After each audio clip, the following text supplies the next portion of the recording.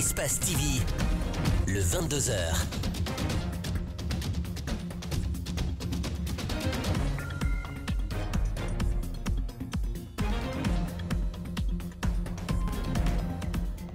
Bonsoir à tous et bienvenue dans cette grande édition d'information. Tout de suite, les titres. Les instructions du procureur Charles White aux fins de poursuites judiciaires par voie de dénonciation fait réagir des victimes et parents des victimes à Mamou. Il s'agit essentiellement des victimes de manifestations politiques que vous entendrez dans ce journal. Faut-il craindre le pire au centre d'hémodialyse de Donka? En tout cas, vous allez le voir, le centre depuis quelques jours est en manque de stock. Conséquence, les quelques 200 patients ne bénéficient plus des séances d'hémodialyse. Les détails dans cette édition. Et puis, comme tous les jeudis, toute l'actualité sportive d'ici et d'ailleurs, ce sera en fin de journal avec Alcénie Baldé. Je vous le disais à l'instant, le procureur de la Cour d'appel de Conakry, Alphonse Charles White, a donné des instructions mercredi dernier aux fins des poursuites judiciaires par voie de dénonciation contre Alpha Condé et l'essentiel de ce qui constituait les piliers de son régime. Une décision différemment commentée par les victimes des manifestations et politiciens basés dans la commune urbaine de Mamou. Abdoulaye Diallo et Mamadou Alpha Soria Diallo sont allés à leur rencontre. Outre les pillages, les destructions d'édifices publics et privés, les manifestations au temps du régime d'Alpha Condé ont laissé d'autres traces bien plus graves. Il s'agit de l'assassinat par balle de plusieurs jeunes dans la commune urbaine de Mamou. Après avoir appris les poursuites judiciaires annoncées par le procureur Charles White à l'encontre de l'ex-président Alpha Condé et d'autres anciens ministres, les parents des victimes s'en félicitent et demandent à la justice à bien faire son travail. Ils ont tué des gens. Personnellement, ils ont tiré sur mon fils âgé de 18 ans. Il n'était même pas dans les manifestations, il quittait l'école. Je ne vais pas pardonner, que justice soit faite. Ils ont tiré à bout portant sur mon fils Mamadou Diallo, âgé de 15 ans, élève, et il n'a pas survécu. La manière dont Alpha Condé gérait la population, que le gouvernement actuel se comporte de la même façon envers sa personne.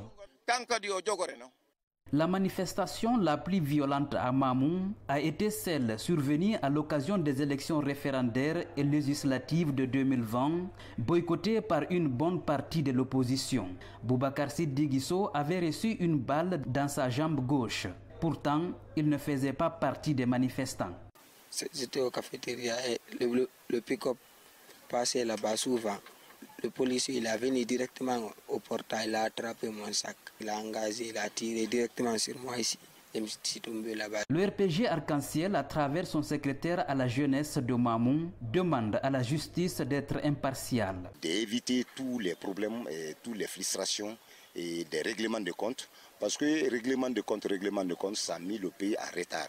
Les organisateurs de ces manifestations sont aussi visés par le procureur Charles White. Au Front National pour la défense de la Constitution, l'on se défend par, je cite, « Aucune manifestation n'est interdite dans le pays ».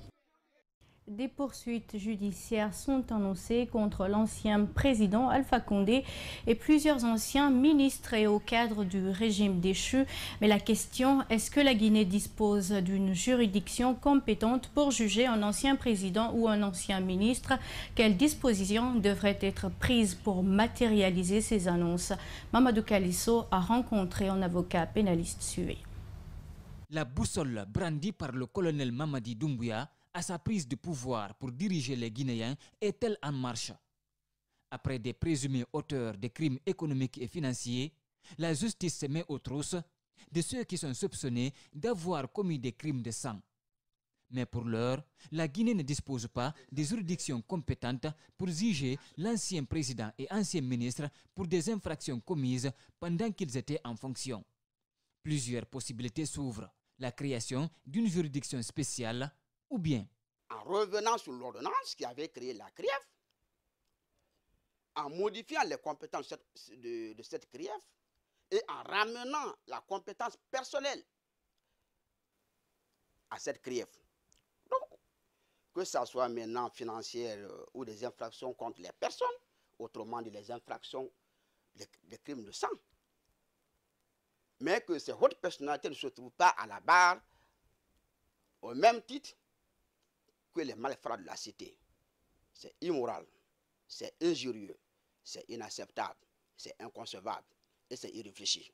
La sortie de Charles White concerne également toute personne physique ou morale ayant participé à la destruction d'édifices publics et privés lors des manifestations politiques, des organisateurs de marches et cortèges sur la voie publique qui ont occasionné des infractions présumées. S'il est avéré que ces personnes-là aussi ont eu, à des moments donnés, violé des dispositions ou des obligations qui leur incombaient à l'époque, mais quand même, il est au-dessus de la loi. Cette annonce du procureur général près la cour d'appel de Conakry marque un premier pas vers la manifestation de la vérité sur des crimes odieux qui ont été perpétrés ces dernières années. Parlons d'autre chose. Dans ce journal, la commission de récupération des domaines de l'État a procédé ce jeudi 5 mai 2022 au marquage des biens immobiliers de l'État se trouvant au quartier d'Ibia dans la commune urbaine de Bokeh. Cette opération a connu la présence des responsables des services du patrimoine bâti, de l'habitat, des élus locaux ainsi que des responsables et agents des services de défense et de sécurité basés dans la préfecture de Bokeh. Reportage Oumar Sori Kamara, Aïssata Kesso Diallo.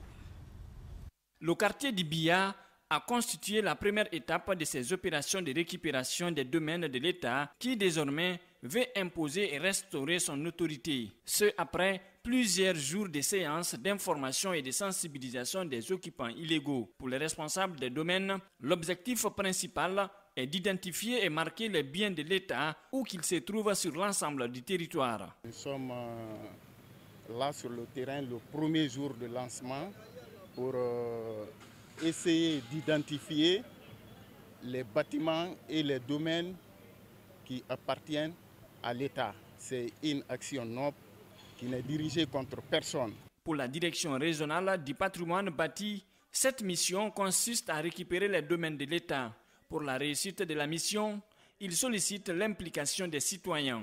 Après tant de travaux techniques de sensibilisation, ils ont jugé utile, n'est-ce pas, que nous sortions aujourd'hui sur le terrain pour, n'est-ce pas, procéder à des identifications physiques et, n'est-ce pas, à des marquages. La difficulté, là, nous sommes en train vraiment de le gérer et pour que vraiment nous le fassions de façon très professionnelle, technique et sans faire de tort à personne. En dépit de sa satisfaction, Mme Marie Miki, chargée de la commission aménagement du territoire, de l'urbanisme et de l'habitat à la mairie de Bokeh, rassure que la population est disposée à accompagner cette initiative allant dans le sens du respect de la législation guinéenne. La population n'a pas de problème. On a mis les croix, on les a dit. S'ils ont des documents appropriés, ils n'ont qu'à envoyer à la préfecture, à l'habitat déposé. On va faire les justificatifs pour savoir si ça les appartient ou pas. Les jours à venir, d'autres quartiers de la commune urbaine seront touchés par cette opération d'identification des domaines de l'État, selon les initiateurs. Et cette question, y a-t-il une crise de carburant à Conakry? En tout cas, plusieurs stations-service sillonnées ce jeudi par nos reporters manquent d'essence. Les gestionnaires disent avoir lancé des commandes qui tardent à être livrées.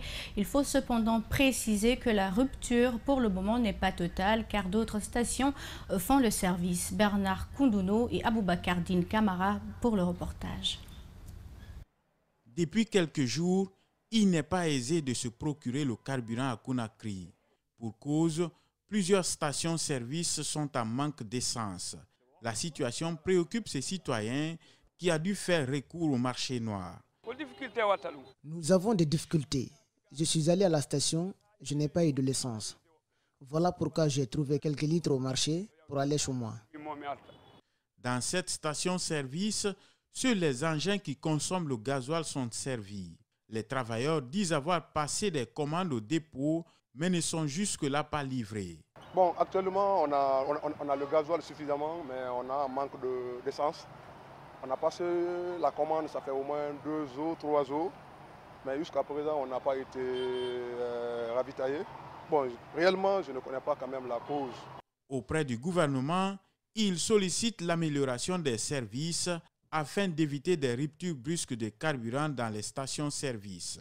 C'est de trouver une solution à ce que les stations ne soient pas en rupture, parce que ça cause beaucoup de dégâts dans les stations, parce qu'il y a des clients qui viennent, ils nous demandent, il n'y a pas d'essence. Bon, il y a des clients qui s'énervent. Dans certaines stations-service, ce sont des bidons de 20 litres qui sont chargés pour être vendus dans les marchés. Pour le moment, la rupture n'est pas totale, car certaines stations continuent de vendre de l'essence aux populations. Du côté des autorités, aucune communication officielle n'est faite, ce qui amène certains citoyens à accuser le retard du bateau transportant le carburant. Parlons santé, le Centre national d'hémodialyse de Donka est en rupture de stock depuis quelques jours. Conséquence, les malades ne reçoivent plus leur séance de dialyse comme d'habitude.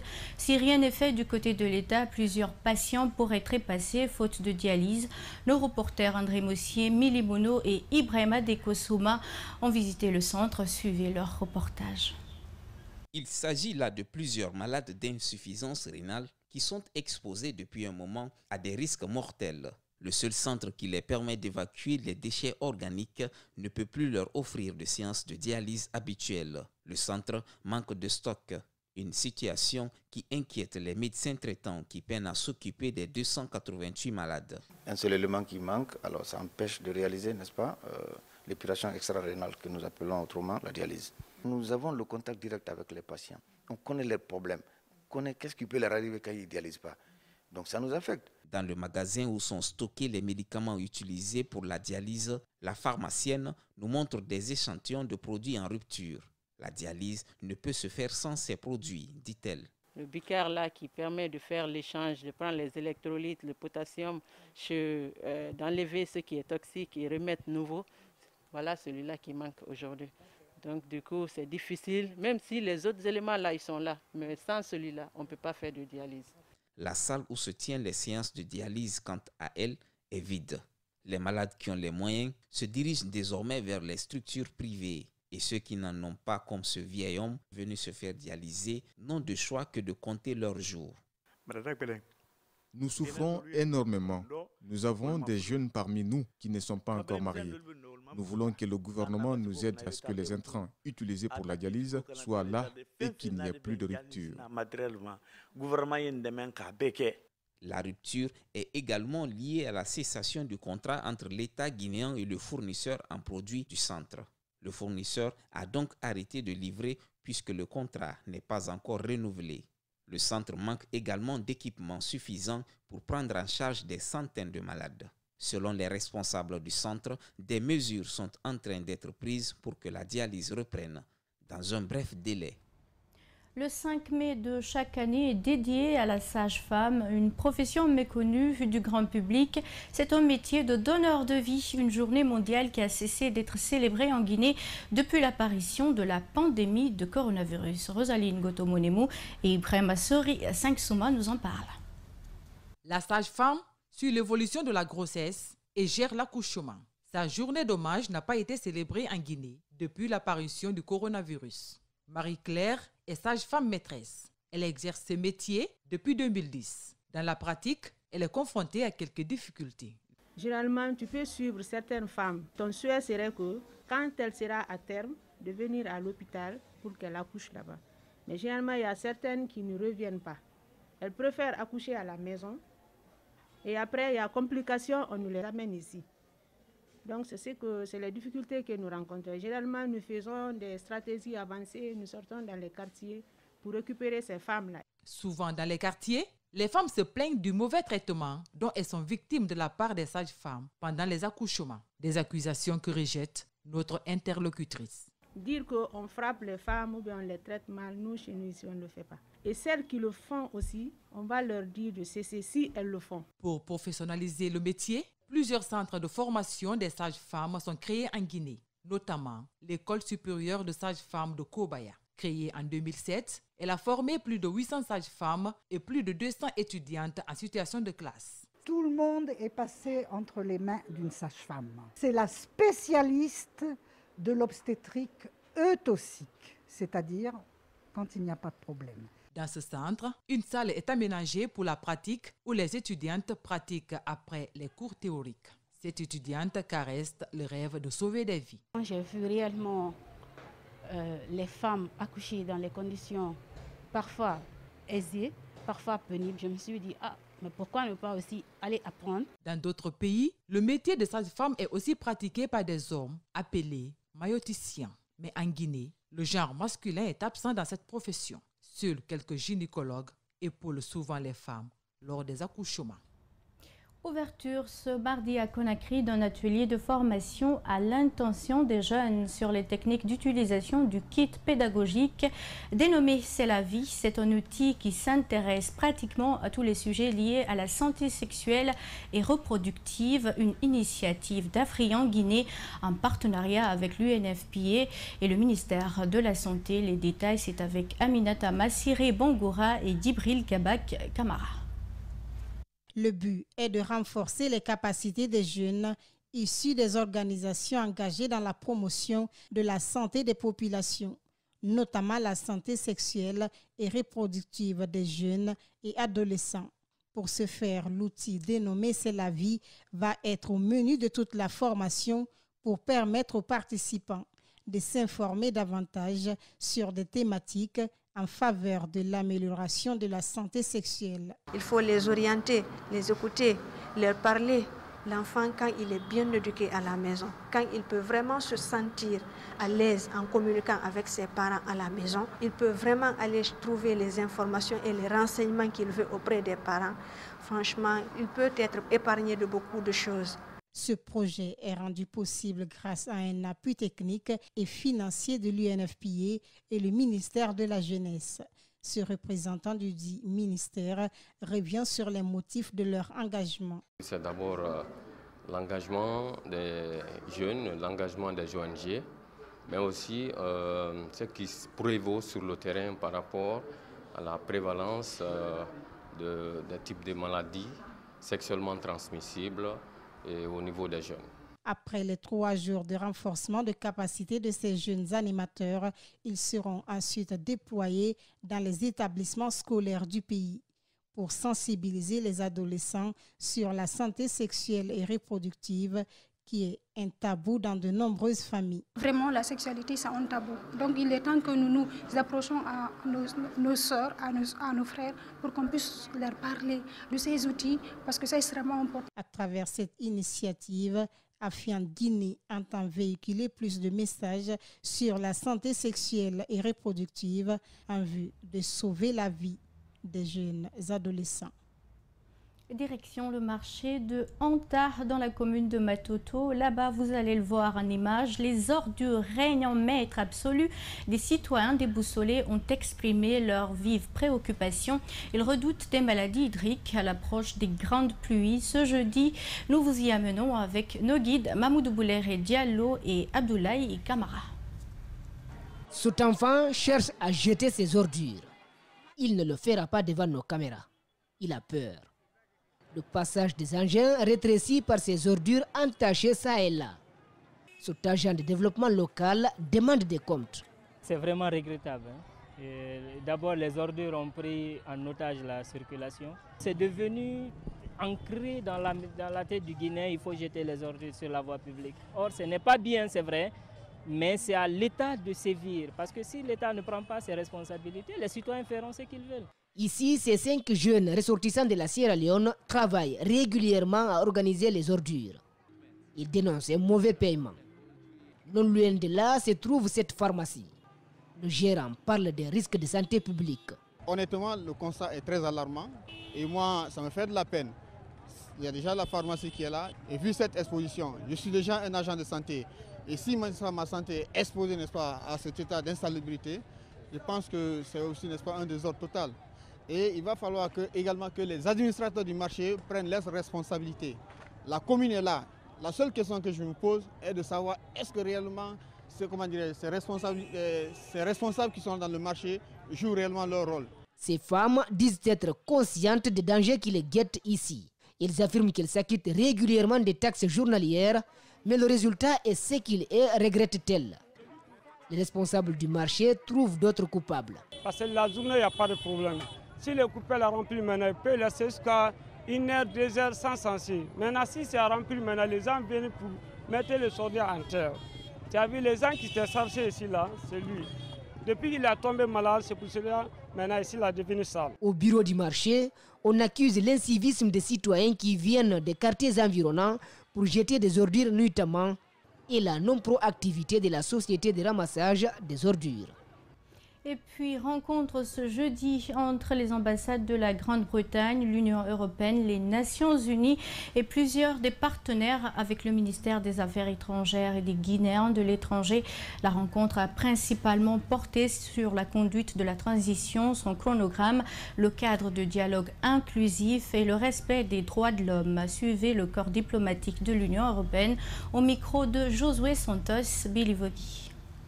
Après l'annonce du chronogramme de la transition par le chef de l'État, la communauté internationale s'intéresse déjà à son contenu. Ce jeudi, c'est le corps diplomatique de l'Union européenne qui vient rencontrer le ministre des Affaires étrangères et des Guinéens de l'étranger. Monsieur le ministre, pour l'occasion de discuter du chronogramme qui a été publié récemment, nous avons discuté l'importance de continuer le processus, de démarrer le processus sans retarder. Nous avons parlé aussi de l'importance de la collaboration avec la CEDEAO, avec les institutions sous-régionales. Et nous sommes contents de noter que le dialogue est en cours, que les discussions ont lieu et que nous sommes là pour soutenir ces discussions. Nous avons insisté sur le fait que pour nous, la méthode de travail, c'est bien sûr le consensus maximum entre les forces politiques et autres sociales guinéennes pour que la situation se fasse dans la calme et dans le plus paisible possible. Le ministre des Affaires étrangères et des Guinéens de l'étranger, pour sa part, s'est engagé au nom du gouvernement de la transition à œuvrer pour la réussite de la transition par l'ouverture d'un cadre de dialogue et le respect des droits humains. Votre engagement soutenir la transition est un atout pour la Guinée. Je pense que nos frères arabes ont partagé beaucoup de luttes avec la Guinée. Et nous voulons qu'ils partagent cette autre lutte avec la Guinée, c'est-à-dire mener une transition paisible, apaisée. L'Union européenne, à travers ses représentations en Guinée, s'est dit prête et engagée à accompagner le processus de la transition jusqu'à son dénouement. Du 14 au 21 mai se tiendra un salon de tourisme sous le thème patrimoine et lutte contre l'immigration clandestine. L'événement est co-organisé par le département de la culture, du tourisme et de l'artisanat avec l'agence Talisma. Mamadou Sadio Baldé a rencontré un conseiller du ministre Alpha Souma pour comprendre dans quelles conditions ce salon est en train d'être préparé et suivi. 15 pays ont pour le moment confirmé leur présence, des pays de l'Afrique de l'Ouest, du centre et du Maghreb. Le département a pour ambition de mettre en lumière les potentialités de la richesse culturelle, touristique et artisanale. Plus de 15 pays qui ont confirmé leur participation. Et le salon sera ponctué d'expositions, de rencontres B2B, de conférences, de panels, d'excursions touristiques et bien entendu d'animations culturelles. Les directions nationales générales, les organisations fêtières vont exposer les 4 régions et auront le temps de vendre les ressources locales. Une part belle sera accordée aux autres. Et nous avons des panélistes qui viendront de l'extérieur du pays, du Sénégal, du Cameroun et du Tchad. Nous avons des grands panélistes aussi qui viendront de la Guinée. Les pays voisins ont rattrapé la Guinée dans la manifestation culturelle. Le Burkina Faso, par exemple, a pris un envol qui inspire et qui impose le respect. Le Burkina, comme pays invité d'honneur, à cause de leur expérience dans l'organisation de ce genre d'événements, qui connaît le FESPACO, qui est un événement de renommée internationale, Ils ont d'autres événements aussi qui sont très reconnus sur le plan mondial. Donc on invite ces gens-là pour pouvoir s'inspirer de ce qu'ils font et améliorer ce que nous faisons et promouvoir, et donner une grande visibilité à la Guinée. Il y a également l'artisanat riche et varié, mais méconnu d'abord par les nationaux. Le salon viendra corriger ce handicap. Conakry Terminal et le département en charge de l'enseignement technique et de la formation professionnelle ont signé ce jeudi un accord de financement pour la construction d'un centre de formation professionnelle dans la commune de Matoto. C'est un projet d'infrastructure portant sur l'amélioration de la qualité de la formation des jeunes. Mohamed Valek Touré, Ibrahima Sori, 5 Souma. Conakry Terminal a débloqué 1,9 milliard de francs guinéens pour la construction de 8 salles de classe, 2 ateliers de pratique, entre autres. Ce jeudi, le groupe et le département en charge de l'enseignement technique et de la formation professionnelle ont procédé à la signature d'un accord de financement relatif à la construction du centre de formation professionnelle Chemin de Fer dans la commune de Matoto. Ce projet va permettre au centre de recevoir des milliers d'élèves avec la garantie d'une formation de qualité adaptée aux besoins du marché d'emploi guinéen. Les chemins de fer restent encore d'actualité dans les solutions de transport et de logistique en Guinée. Pour les prochaines années, que ce soit dans les mines, le transport urbain ou la logistique dans le domaine de l'agriculture, les chemins de fer vont jouer un rôle important. Donc former nos jeunes dans ces domaines-là et dans la chaîne de valeur liée aux chemins de fer, c'est tout à fait logique. Le soutien à l'éducation est un axe prioritaire qui s'inscrit en droite ligne de la politique du groupe Bolloré. Le manque de centres de formation professionnelle se faisait sentir tant dans la capitale qu'à l'intérieur du pays. Dans les jours à venir, le groupe va procéder à la pose de la première pierre de cette infrastructure qui va accueillir les jeunes apprenants. Une de notre priorité était toujours l'investissement dans le capital humain. Qu'est-ce qu'on a pu investir mieux que des enfants? Donc ça, c'est le retour d'investissement garanti. Des écoles historiques comme l'école des chemins de fer existent depuis les années 1940 et forment essentiellement des techniciens des chemins de fer. C'est une école en désuétude qui devrait pouvoir bénéficier de l'attention de la République. Cette délocalisation et la modernisation du centre de formation professionnelle chemin de fer est un projet que Conakry Terminal s'est engagé à soutenir auprès du département. En région, 23 cas d'accident, dont 2 morts, 21 blessés et 2 graves. C'est le bilan officiel des cas d'accident de la circulation survenus le jour et le lendemain de la fête de Ramadan dans la commune urbaine de Kankan. C'est dimanche qu'a déclaré le médecin-chef du service des urgences de l'hôpital régional de Kankan dans un entretien qu'il a bien voulu accorder à notre correspondant sur place. À en croire le chef service des urgences de l'hôpital régional de Kankan, 23 cas d'accident de la circulation, dont 2 cas mortels ont été déclarés au niveau de son service le jour et le lendemain de la fête de Ramadan. Le premier jour, il y a eu 14. Sur les 14, il y avait un décès. Le décès là, c'était dû à un traumatisme crânien en provenant de Koumana. Le deuxième jour, il y a eu 9 cas. Sur les 9 cas là, il y avait eu aussi un décès. Ça aussi, c'était dû à un traumatisme crânien.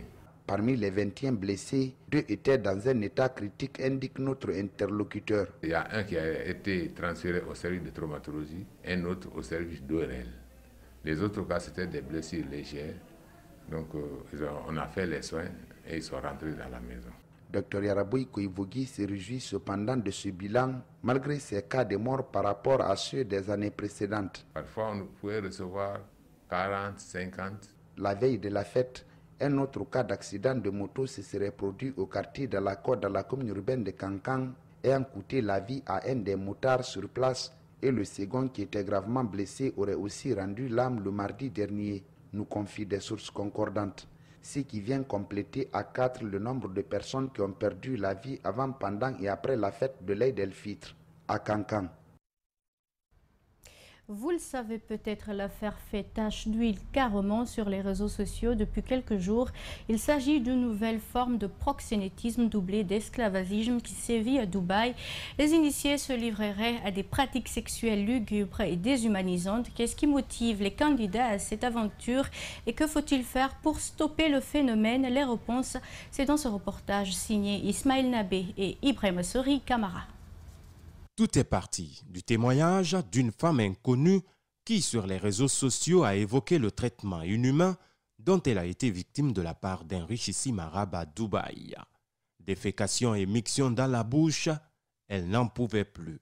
Et depuis, des confessions fusent de partout.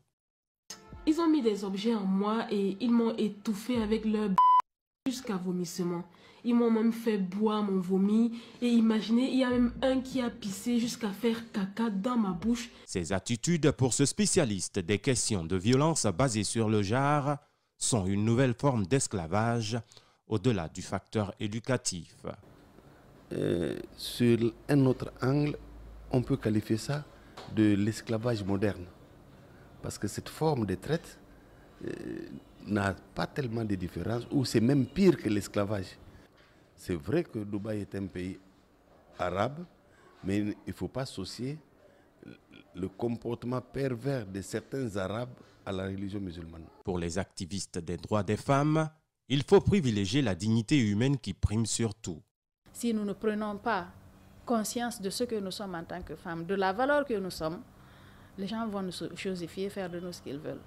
Il ne faut pas permettre cela. Il ne faut pas permettre qu'on nous déshumanise. Parce que déféquer sur une personne, c'est comme si vous partez à la toilette. C'est une chose qui est là, ce n'est pas un être humain conscient. Les victimes de ces attitudes peu orthodoxes sont pour la plupart des influenceuses sur Internet.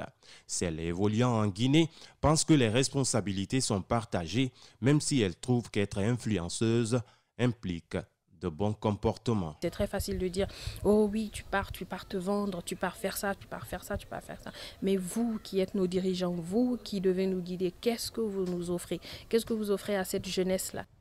Dans un instant, c'est la rubrique sport dans ce journal.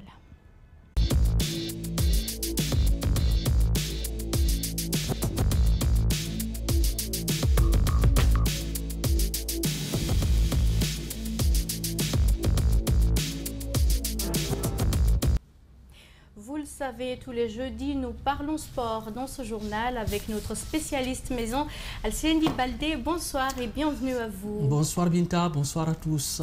On connaît maintenant les 4 clubs guinéens qui représenteront le pays en compétition africaine. Oui, donc entre autres le Milo qui jouera la Coupe de la Confédération africaine de football, mais aussi le SOR Academy qui représentera la Guinée en Ligue des champions. Nous allons donc nous accentuer particulièrement sur ces 2 clubs, puisque ces 2 clubs joueront pour la première fois de leur histoire une compétition africaine justement. Donc concernant tout d'abord le Milo FC de Kankan, l'administration du club se réjouit du travail déjà abattu depuis le début, première division, deuxième division et jusqu'à la première division. Le président de cette équipe de la savane guinéenne se réjouit du travail abattu par l'entraîneur Mamadou Bassila Gouché. On écoute Sori Doumbouya. Si vous voyez que j'ai reconnu son contrat, c'est parce que je suis vraiment réconforté, je suis satisfait du boulot qu'il est en train d'abattre. Parce que, vous voyez, prendre une équipe en Ligue 2, le faire monter, et de quelle manière? De la plus grande belle manière. On est monté et je l'ai fixé des objectifs pour le moment et il est en train de me satisfaire sur tous les plans. C'est un grand entraîneur, du passage même que je salue beaucoup sa patience, son amour pour le travail et vraiment son professionnalisme. Et vraiment, Gaucher est un grand entraîneur pour moi. De son côté, le SOR Academy, qui sera également du rendez-vous de la campagne africaine, va pouvoir être à la hauteur des attentes. Ah oui, son président Almami Saïdou suit là, bien évidemment, loue le projet de jeu déjà proposé par ses poulains à travers donc son entraîneur Souleymane Kamara Abedi, qui est donc l'entraîneur de cette équipe de SOR Academy, comme on l'a dit à l'entame, qui disputera sa première Ligue des champions africaine, sa première compétition décision de la CAF. On va donc écouter Almami Seydou Silla qui parle du projet de jeu proposé par son équipe. Nous sommes en train de faire du beau football. Les enfants ont énormément progressé comparé au début de la saison. Donc déjà pour moi le résultat il est là. Moi je ne regarde pas un match pour disons le score. Je regarde un match pour ceux qui se produisent dans le jeu. Un exemple, on a joué ce week-end séquence. On a gagné 2-1 mais c'est le pire match de notre saison. Et ils nous ont dominé sur tous les aspects, mais on a gagné. Donc pour moi, ça, c'est pas un bon match. Alors qu'il y a des matchs qu'on a perdus et les enfants ont très très bien joué. Et donc pour moi, le résultat est déjà là. Les enfants ont progressé, ils font du beau jeu. Et Souleymane Camara, oui, vraiment, c'est comme vous avez dit, c'est un gros poisson, mais c'est quelqu'un que je connais depuis très longtemps. Et encore, on parle d'expérience. Voilà l'expérience. Il a pu prendre 1 an de recul et revenir. Mais il a entraîné pendant combien d'années? Il est jeune comparé aux autres entraîneurs, mais ça fait combien d'années qu'il est là, qu'il roule sa bosse, il fait des échecs, il réussit. Donc j'étais le premier en plus à lui donner un poste d'une grande équipe. C'est vrai qu'il était l'entraîneur de séquence en tant que joueur et entraîneur. Et le premier grand club, c'est Satellite, c'était un très grand club. Et prendre le risque de mettre un jeune entraîneur à l'époque comme lui devant le Satellite, et voilà, ça porte fruit aujourd'hui. Il a l'expérience et vraiment il sait tenir ses gamins. Et puis El Seni Le Connor a résilié le contrat de l'expert français en charge de diriger l'académie d'élite de la Fédération guinéenne de football au centre technique de Nongo il y a quelques semaines. Oui, avant son départ, bien évidemment, Eric Maré s'est prêté à nos questions pour nous donner les détails sur les raisons de la résiliation de son contrat avec, bien évidemment, la Fédération guinéenne de football à travers le comité de normalisation. On écoute l'expert français au micro de nos confrères. Et moi je pense qu'il y a certains de ces joueurs, quand ils auront 18 ans et demi, auront l'opportunité de partir à l'extérieur. Mais après, une des priorités, il ne faut pas savoir à travers ce projet-là, c'est aussi l'éducation, parce que l'éducation est importante. Tous ne seront pas des footballeurs professionnels. Donc c'est faire aussi des citoyens de demain, comme on dit, devenir des hommes, parce que grâce au football, ils auront cette possibilité de devenir des hommes. Ils vont aussi jouer dans le championnat guinéen. Certains vont être en championnat guinéen, donc avec des clubs phares comme le Roya, le Afia, Kaloum, comme SAR et ainsi de suite. Donc c'est ça l'évolution des académies nationales. C'est aussi de promouvoir et de développer le football et de relever aussi le niveau du championnat national. Et justement, Alseni Mori Fofana a la lourde responsabilité de prendre les rênes de l'académie d'élite de la Fekifoot. Oui, qu'en pense Eric Maré de la réussite donc de ce projet après son départ de la Guinée? Élément de réponse avec l'expert français. Bah écoutez, ils disent que c'est eux, ils parlent de questions financières. Bon, ça c'est leur choix. Après, j'ai vu qu'ils ont déjà mis d'autres choses en place. Vous savez, moi je ne vais pas rentrer là-dedans, c'est le choix du comité de normalisation, comme je le dis, ce n'est pas mon choix. Moi j'avais fait même des concessions aussi au niveau salarial, en réduisant certains aspects. Bon, maintenant ils n'en ont pas tenu compte, voilà. Là on a trouvé une solution à l'amiable qui satisfait tout le monde. Bon, moi je souhaite bonne chance seulement à la Guinée et à ces jeunes-là dans leur progression. Ah bah là, moi je vais voir mes collègues de la Fédération française. Je fais déjà aussi un compte rendu en général des activités qui sont quand même mises en place, des choses qui sont mises en place par rapport à ce projet-là. Et puis après, on va discuter un peu des modalités avec la Fédération par rapport à ce genre de partenariats qui sont soumis, parce que ce n'est pas le seul partenariat qui est mis en place. Il y a d'autres pays, alors je n'ai pas en tête tous les pays avec lesquels, parce que ça c'est pas mon domaine, hein, avec lesquels la Fédération française traite. Mais voilà, ça fait partie aussi dans les accords, il y a une possibilité de résiliation des deux côtés qui peut se mettre en place. Voilà, nous nous excusons pour ce désagrément. Eric Maré expliquait ici les raisons, des raisons ou des détails de pourquoi donc, le comité de normalisation a résilié son contrat, justement, vous l'avez compris. Et pour le premier extrait, c'était par rapport au projet, après son départ du centre technique de Nongo, Eric Maré donc, a expliqué qu'est-ce qu'il attend justement pour la poursuite de ce projet ou la réussite donc de ce projet initié par la Fédération guinéenne de football pour la réussite du football guinéen à la base. Et puis parlons d'autre chose. Alceni, la phase de candidature pour les championnats d'Europe multisport 2026 est ouverte. Ah oui, le processus de candidature pour les championnats d'Europe multisport a été officiellement lancé justement par European Champions Management. Il s'agira de la troisième édition de cette épreuve qui regroupe sur une même période, à défaut d'un même lieu, le rendez-vous continental de plusieurs disciplines. Après Berlin et Glasgow en 2018, l'édition 2022 regroupera cet été à Munich du 11 au 21 août 9 sports de 4700 athlètes. Il s'agit pour la cité bavaroise de célébrer les 50 ans des Jeux Olympiques 1972. Les dates des championnats d'Europe 2026 sont provisoirement fixées du jeudi 30 juillet au dimanche 9 août 2022. La ville hôte sera désignée bien évidemment à la fin de l'année 2022. Binta. Merci à vous Alceni Baldé pour toutes ces informations. Merci, c'est un plaisir d'être sur ce plateau. Et voilà qui met fin à cette grande édition d'information à tous. Merci de l'avoir suivi. Portez-vous bien. Au revoir.